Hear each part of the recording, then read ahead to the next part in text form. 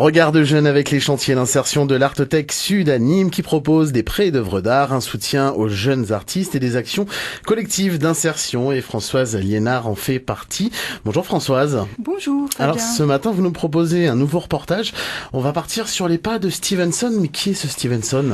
Alors Stevenson, c'était un écrivain écossais qui a vécu à la fin du 19e siècle et au début du 20e siècle. Et c'était l'auteur notamment de L'île au trésor. Voilà. Et c'est lui aussi qui a écrit Voyage avec un âne à travers les Cévennes. Et justement, c'est pour ça qu'on va aller sur ses pas, puisqu'il a traversé les Cévennes. Et on va y aller avec Tiffany Vatin, qui est une jeune animatrice nature qui travaille au centre ornithologique du Gard. On l'appelle communément le COGAR.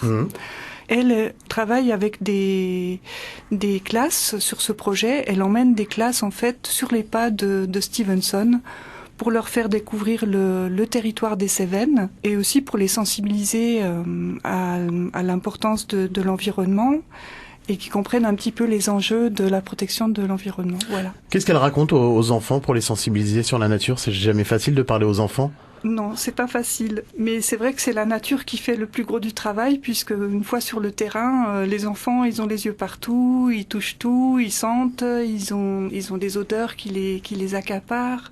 Et puis Tiffany va nous expliquer un petit peu justement comment est-ce qu'elle s'y prend pour les intéresser à la nature. On écoute votre reportage donc avec Tiffany Vatin qui est une animatrice nature au COGAR. Quand on est arrivé en haut du rocher d'Escorce, j'avais envie de leur faire découvrir le paysage justement, mais pas que avec les yeux, parce que du rocher d'Escorce, tous les sens. Et donc ils ont dû pendant quelques minutes juste apprendre à écouter, à se poser et à écouter tout ce qu'il y avait autour. Alors ça pouvait être des sons artificiels comme des sons naturels.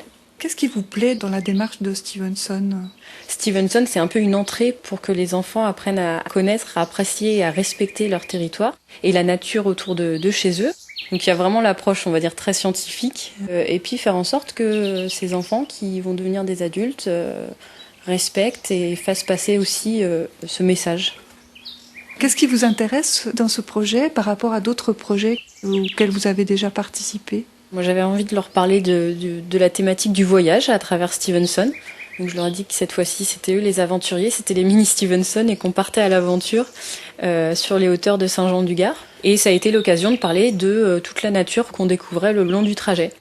Comment réagissent les enfants une fois qu'ils sont lâchés dans la nature ? Est-ce qu'ils ont l'air d'être contents ? Ils sont très preneurs d'informations sur la nature, je trouve. Toutes les traces dans les arbres, des pics verts par exemple, et les empreintes. Les excréments aussi, des insectes. Ils ont assez vite compris que les petites bêtes, il fallait pas les embêter, qu'on pouvait les observer mais sans les embêter. Est-ce qu'il vous est arrivé avec les enfants de découvrir une petite bête qui les a surpris ? Justement, en randonnée là pour Stevenson, j'ai trouvé des crottes de genettes. Quand je leur ai montré la crotte de genette, ils étaient tous là, oh là là, c'est sale et tout. Et puis au bout de 5 minutes, ils sont tous en train de regarder, de décortiquer et de voir, ah oui, il y a des poils, c'est vrai qu'il y a des restes de petits os et tout. Est-ce que vous pensez que les enfants ont peur de la nature ? Il y a certaines peurs sur des idées reçues. Souvent, c'est plus la méconnaissance qui crée la peur et qui fait qu'on a des mauvais réflexes, en fait. Alors, quand on apprend à comprendre un petit peu, et ben, tout de suite, on passe de la peur au respect et à la fascination. La limite est très étroite.